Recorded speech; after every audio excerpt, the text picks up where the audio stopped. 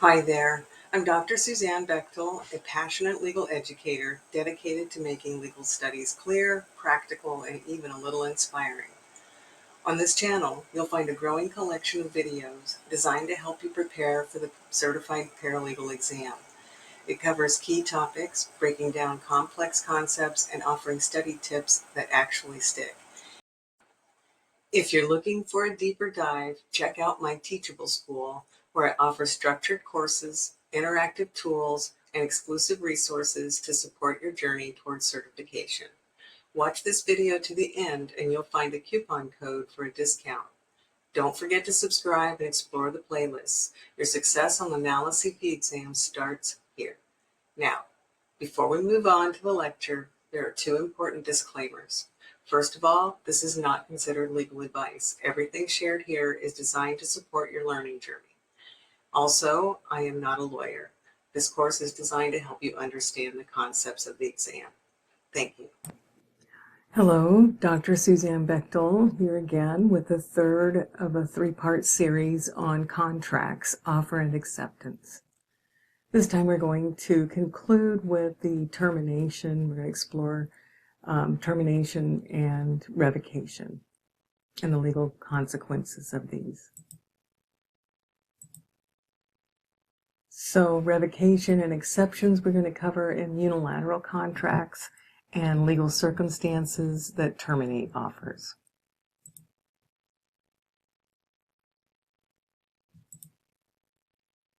First, termination due to time limits and revocation.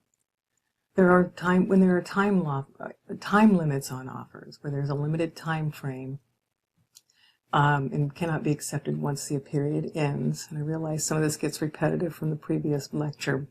It's hard to avoid in this particular topic. Revocation before acceptance. An offer can be revoked any time before acceptance unless exceptions like option contracts apply. And then we have, as discussed in Lecture 2, the detrimental reliance exception, where the courts may uphold contracts if the offeree relied on the offer to their detriment and completion finalizes the contract in unilateral contracts. So the contract can be revoked, but only up until the offeree begins performance. The essence of rejection. Rejection of contracts always turns on how acceptance works. So in unilateral contracts, the completion and finalization of the contract, the offer is rejected when the offeree clearly communicates refusal, or the offeree takes action inconsistent with acceptance, or the offeree simply does not perform. In bilateral contracts, rejection can happen before acceptance.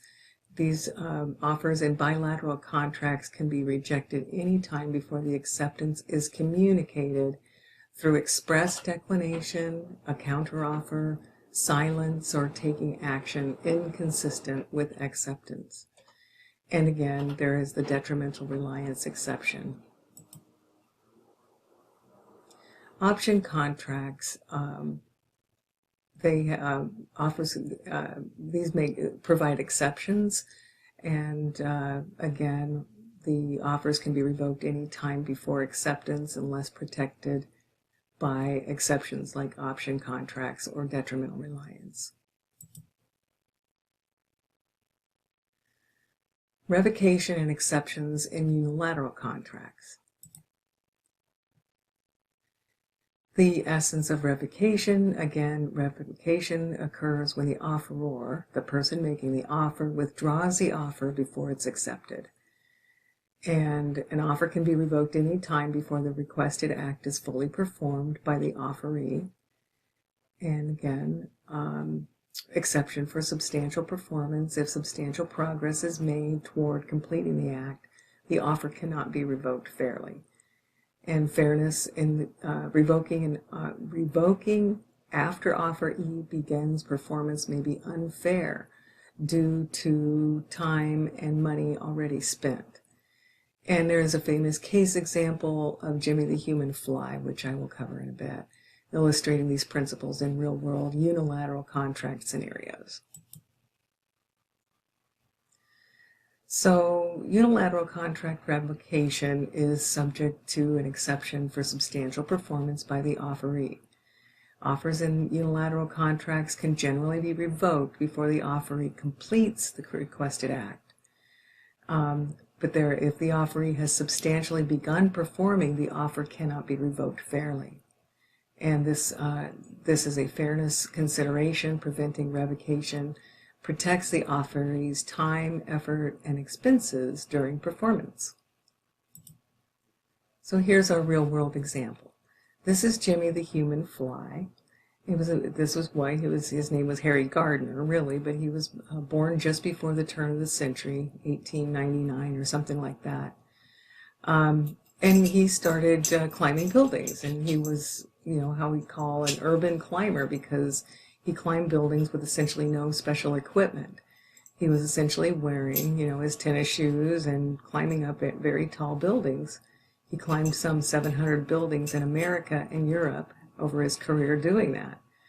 And oftentimes they were really big events where people came out to watch. That was entertainment. Of course, it does sound entertaining to me too. So what happened with him is that they tell a story about him being in Washington, D.C., and at a tavern that was near the Washington Monument. And the owner of the tavern said to him, I'll pay you $1,000 if you can climb to the top of the Washington Monument. So he said he would do it. And they set a date to do it, and the tavern owner advertised it. And he put it in the paper. He had banners and planes flying with banners and all sorts of things like that. And, a really big marketing event. And so Harry Gardner is climbing, and he's almost to the top of the Washington Monument. And this tavern owner allegedly yelled out, "I revoke my offer." And so then the question was, from a legal perspective, was that a proper revocation of the offer? Does that mean that he couldn't accept it and therefore it was going to be paid, $2,000? Because in a unilateral contract, it's accepted at the completion of the performance. And the court decided, because he had made substantial effort and substantial progress in it, that they couldn't, that the tavern owner could not revoke the offer. So, that's way back in time, and Jimmy the human fly story. It's a good example of when you cannot revoke, you're under a unilateral contract, and sometimes things will happen that will have some respect to an offer out there, and before an acceptance is made, something will happen because of the circumstance, and the law will operate to essentially terminate the power to accept it. And what that means is that there can be no acceptance of it, so there can be no contract. The first is essentially a lapse of time, and we really don't want to see that happen. The courts don't want to. So if an offer has been out there and it hasn't been accepted in a reasonable amount of time, or if his offer's out there and the progress has begun, like Jimmy the human fly, the courts can still uphold the contract. So legal circumstances terminating offers. The lapse of time and reasonable period, that's where I started to go on the last slide, I apologize for that. In a reasonable period for acceptance and termination as a matter of law. So where we had the tavern owner, he couldn't revoke the offer, but the lapse of time in offers. Offers expire if not accepted within a reasonable time, and this helps to prevent indefinite open offers. And termination by subject matter destruction, if the contract subject is destroyed before acceptance, the offer is terminated legally. And an offer will terminate if the subject matter becomes illegal, or if the offeror or offeree dies or is incapacitated.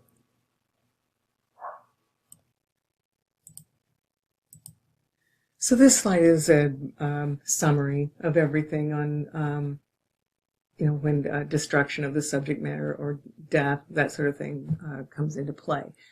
And so I won't repeat all this, but just tell you irrevocable unilateral contracts and lapses of time, the destruction of the subject matter, death or incapacity. And of course, if the contract subject is illegal, the offer is terminated by law. So what's left here? Illegality. This is the final slide, I think. Illegality arising after offer but before acceptance. So the illegality, that was really covered in the last slide, but if the contract subject becomes illegal before acceptance, the offer is terminated by law. So let's say it was illegal to have to sell marijuana in dispensaries or something like that.